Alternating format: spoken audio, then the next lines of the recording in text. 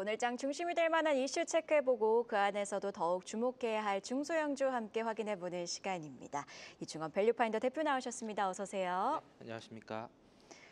자, 대표님 반도체주 랠리가 계속되고 있습니다. 끝을 모르고 향해 달려가고 있는 가운데 어제 시장이 좀 주목했던 건 바로 모건 스탠리의 리포트인 것 같아요. 네. 모건 스탠리 주구장창 반도체 겨울을 외치다가 어제 같은 경우에는 한국 반도체 산업 전망을 매력적으로 제시를 했고 SK 하이닉스 의견도 비중 확대로 상향 조정했는데 관련 내용부터 짚어볼까요?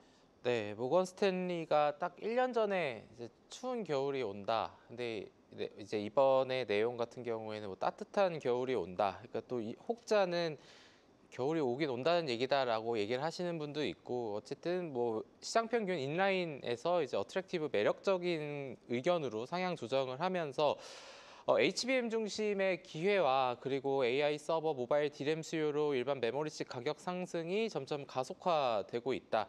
그래서 메모리 사이클은 단기적인 부진 국면을 지나고 나서 2027년 정점에 도달할 것이다. 그래서 SK하이닉스는 HBM 리스크는 모든 게 반영이 됐고 내년에 호황에 진입할 것 같다라는 얘기가 있었습니다. 그러면서 삼성전자의 타겟 프라이스는 97,000원, 그리고 PBR 1배와 PER 9배, 9.6배가 매력적이다라고 했고요. SK하이닉스는 41만 원을 제시를 했습니다.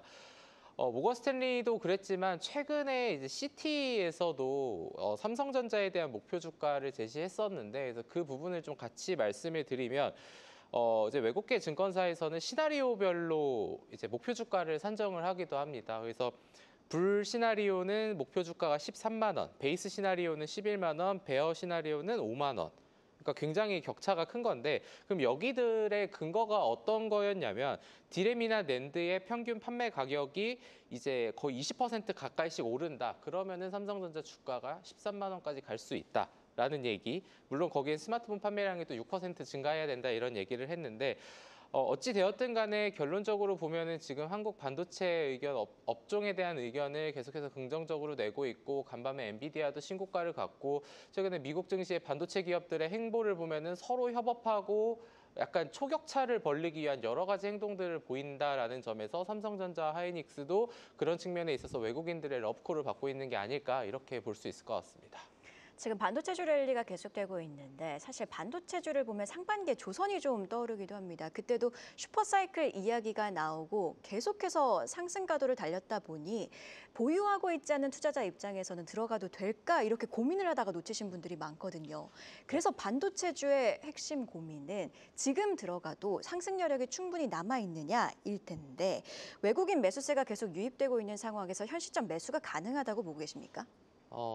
일단 조선이랑 반도체의 가장 큰 차이는, 반도체는 글로벌 기업들이 훨씬 더 좋은 큰 기업들이 많다라는 거고, 조선은 사실 우리나라의 기술력이 가장 좋은 편이기 때문에 그 위에 상위에 있는 그룹이 상대적으로 적다라는 게 일단 가장 큰 차이인 것 같고, 물론 업종도 다르지만 근데 말씀해주신 그 상승 여력은 있겠죠. 근데 그 상승 여력가 상승 예를 들면 목표 주가를 11만 원이다라고 하면은, 그럼 거기까지 얼마가 언제 어느 정도 시간이 걸릴 것이며, 그럼 그 사이에 주가가 조정을 받는다면 얼마까지 빠지고 갈 거냐. 사실 이런 게 제일 중요한 건데, 그 중요한 거를 알 수가 없다라는 게 투자가 어려운 거고, 그런 측면에서 봤었을 때 삼성전자의 외국인 비중이 51.12%로 올해 가장 높고, 하이닉스도 56.2%로 최고치를 기록하고 있다고 합니다.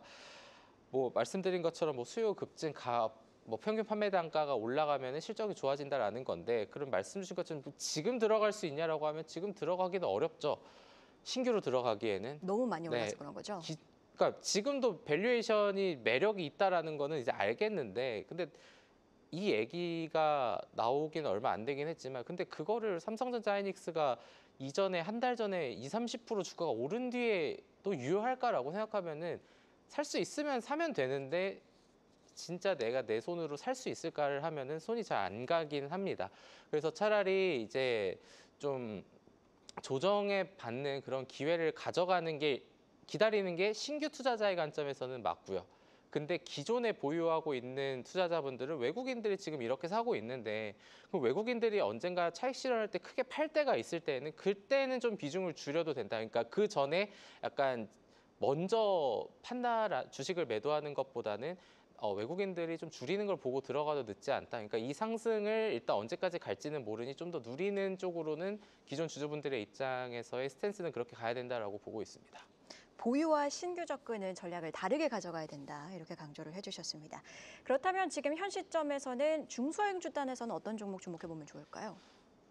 중소형주가 제가 말하는 뭐 반도체 쪽에서는 뭐 2, 3천억 미만에 있는 종목들보다는 그냥 미들캡 쪽에 있는 1조 원 쪽이 오히려 요즘에 탄력이 훨씬 더 좋은 것 같습니다. 삼성전자 밸류체인에 주목하자라는 얘기가 되게 많이 나오고 있는데 뭐 원익 IPS나 유진테크, 뭐 테스, 이오테크닉스, 하나마이크론 같은 기업도 있고요. 그리고 큐브프로버가 하이닉스 성능 평가 통과했다는 테크윙이라는 기업도 있고, 그리고 최근에 여의도에서는 올해 상반기에 펜트론에 대한 얘기가 되게 많았었는데 펜트론 같은 경우에는 어제 또 신고가를 갔고요. 그리고 또 부각을 받는 게 심텍이나 TLB 같은 쪽도 기판 쪽도 계속해서 관심을 받고 있습니다. 근데 지금 제가 말한 종목만 10개인데 저도 어떻게 골라야 될지 잘 모르겠거든요. 그런 상황이다라고 하면은 제가 생각했을 때 적어도 반도체 섹터만큼은 ETF를 활용하는 것도 저는 좋다고 생각을 합니다. 뭐 예를 들면은 삼성전자만 갈 수도 있고 하이닉스만 갈 수도 있고 아랫단에 있는 종목만 갈 수 있는데 그거 다 예상을 못 하겠다라고 하면은 차라리 그것들이 포함되어 있는 ETF가 저는 그러니까 머리가 아프지 않은 편안한 선택지가 되지 않나라는 생각이 들어서 결론은 삼성전자 밸류체인에 있는 종목들 아니면은 반도체 ETF 쪽도 한번 고려를 해보자라고 말씀을 드리도록 하겠습니다. 자, 그럼 다음 이슈로 함께 넘어가 보도록 하겠습니다. 최근 통신사와 금융사들에서 연이은 해킹 피해가 잇따르고 있습니다. 사실 이제 마음 졸이시는 분들도 많으실 것 같아요. 그렇다 보니까 김민석 국무총리가 이달 말에 종합 대책을 좀 발표를 하겠다 언급을 했습니다. 자세한 내용 짚어주시죠. 일단 최근에 해킹이 올해 너무 많이 발생을 했습니다. 그러니까요. 롯데카드, 서울보증보험, 뭐 SKT, 뭐 그 외에 여러 가지 서울보증보험도 그랬죠. 그러다 보니까 이제 해킹과의 전쟁에 임하는 각오로 뭐 대응을 주문했다. 개인정보 유출과 무단 결제로 그리고 국민이 피해본 것을 송구스럽게 생각한다라고 얘기를 했습니다. 그러면서 과기정통부, 금융위, 뭐 개인정보위 이렇게 대책을 최우선 과제로 지시를 했다고 하는데 뭐 대통령 발언을 인용하면서 보안 없이는 디지털 전환도 AI 강국도 불가능하다고 언급을 했는데 뭐 뒤에서 말씀을 드리겠지만 이 보안 해킹에 관련해서는 회사의 입장을 들어보면 이거는 자금을 어떻게 생각하냐면 해킹이 발생하기 전까지는 버려지는 돈 비용이라고 생각을 합니다.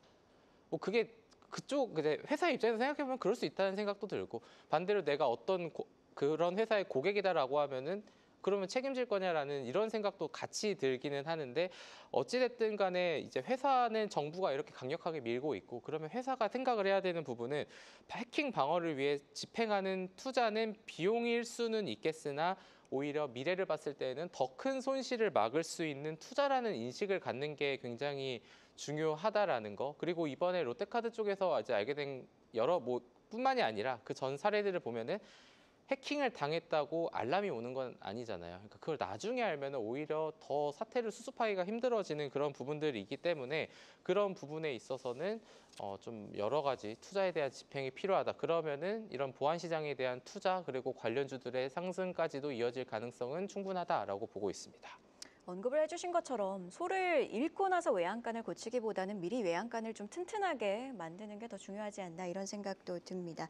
보안주들이 이 이슈 속에서 강세 흐름을 보이고 있는데 관련주 흐름부터 짚어주시죠.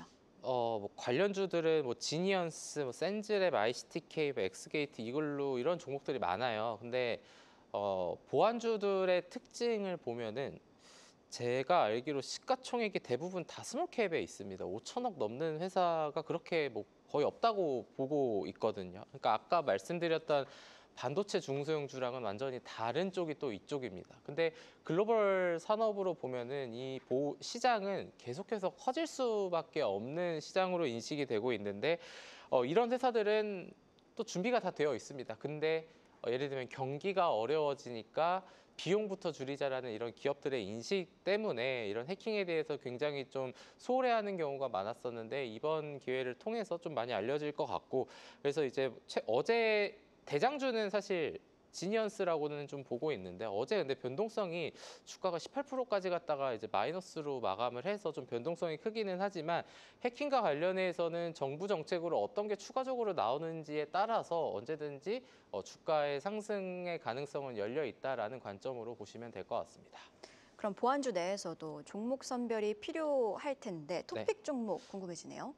일단은 알려져 있는 종목과 좀 덜 알려진 종목 하나를 말씀을 드리려고 하는데 보안 섹터 안에는 이제 정보보호와 관련된 것도 있고 뭐 물리보안 쪽에도 정보보안 쪽도 있고 물리보안 쪽도 있는데 일단은 제가 항상 이러한 뭐 시가총액이 크지 않은 섹터에서 모멘텀이 나왔을 때 항상 말씀드리는 거는 그냥 매매를 할 거면 대장주가 낫다라고 했는데 그게 바로 지니언스고 지니언스는 참 여의도에서도 이렇게 IR이나 NDR을 하면서 회사 소통을 잘하기로 굉장히 유명한 회사입니다.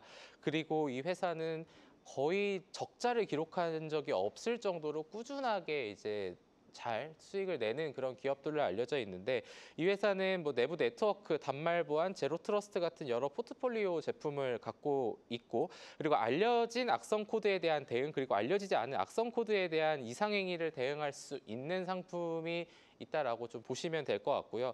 두 번째로는 최근에 거의 이틀 동안 주가가 좀 50% 가까이 오른 소프트캠프라는 회사가 있는데 이 회사는 RBI 솔루션이라는 게 금융과 공공 부문에 제공을 하고 있는데 최근에 이게 부각이 되는 게 RBI라는 거는 원격 브라우저 격리라는 겁니다.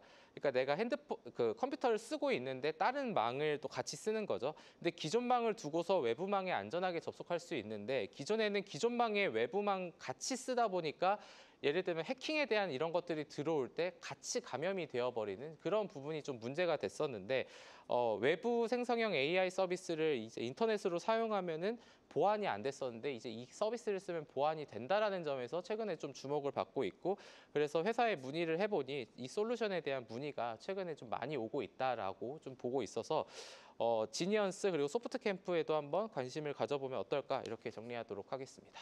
네, 이렇게 이슈 체크해보고 그 안에서 주목해야 할 중소형주와 함께 확인해봤습니다. 밸류파인더 이충원 대표와 함께했습니다. 고맙습니다. 계속해서 다양한 경제 이슈를 알고 싶다면 구독과 좋아요, 알림 설정 부탁드립니다. AI 캐스터 권미정이었습니다.